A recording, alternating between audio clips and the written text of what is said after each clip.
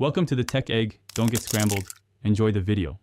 You begin by confirming prerequisites: updated OS and apps, adequate network, and a clean reboot. First, install pending updates because outdated software often delays notifications.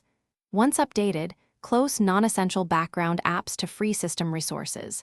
Then reboot the device to restart notification services and clear transient errors.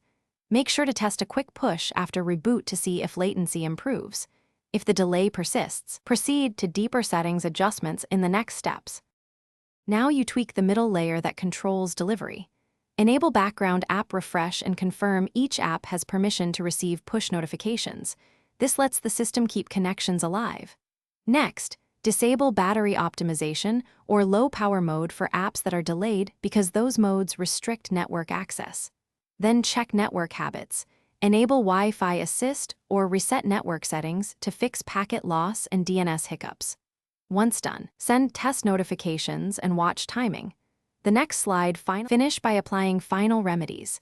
Clear the app cache or reinstall the app to remove corrupted local state that can cause batching delays. Also verify the service you rely on is healthy. Server-side queuing or slow sync intervals can appear as local delay. If problems persist, enable verbose logging where available and capture timestamps, then contact support with those logs. One key tip: if notification timestamps match server time, the issue is server-side. Focus on the provider instead of your device. Thanks for watching. Consider subscribing if I helped unscramble your problems.